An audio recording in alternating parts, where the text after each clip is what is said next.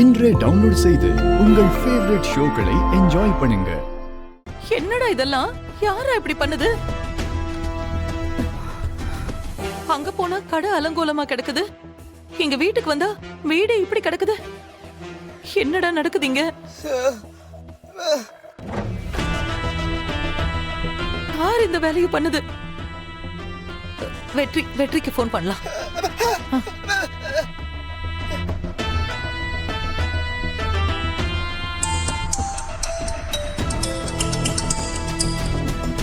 அத்தை, சொல்லுங்க அத்தை.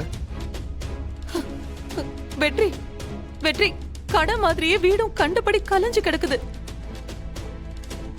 யாரோ உள்ள வந்துட்டு போயிருக்காங்க. என்னமோ நடக்குது, எனக்கு பயமா இருக்குப்பா. அவர் இறந்து போய் இன்னும் 1 மாசம் கூட ஆகல, அதுக்குள்ள எங்களை சுத்தி என்னென்னமோ நடந்துட்டு இருக்கு. எங்க எல்லாருக்கும் ஏதாவது ஆயிடுமோன்னு பயமா இருக்கு.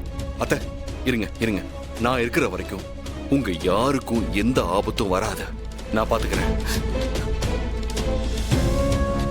எனக்கு ஒரு 2 நாள் டைம் கொடுங்க. இதுக்கெல்லாம் யாரு காரணம், எங்க இருக்காங்கன்னு நான் கண்டுபிடிச்சு சொல்றேன்.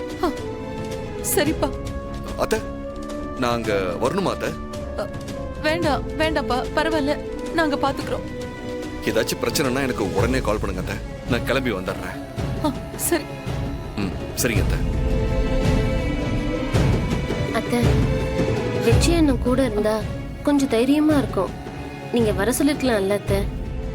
வேண்டாமா, அங்க தியா பாப்பா அவ தனியா இருப்பா, அவளை பார்த்துக்க ஆள் வேணும்ல.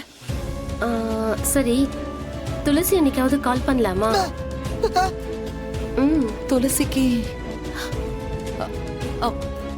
வேண்டாமா, ஒரு வேலை விஷயமா அவ வெளியில போயிருக்கா. போன வேலைய முடிச்சிட்டு வரட்டும்.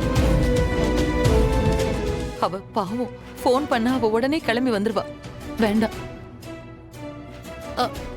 ஒரு வேலை பண்ணலாமா, நாம எல்லாரும் அஞ்சலி வீட்டுக்கு கிளம்பி போயிடலாம். அங்க போய் ஒரு 2 நாள் அவ வீட்டுல தங்கிட்டு வரலாம். சரியா?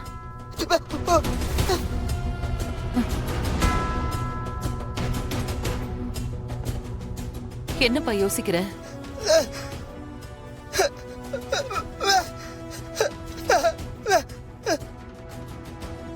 இல்லடா, அந்த இடம் நமக்கு பாதுகாப்பான இடம்தான்.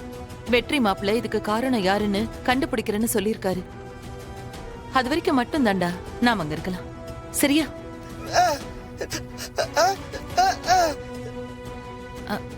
அத்தையா, நாம அஞ்சலி வீட்டுக்கு போயிட்டு காரை புக் பண்ணி அனுப்பி வைக்கலாம்.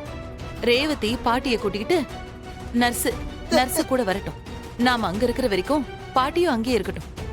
அதுதானே நல்லது.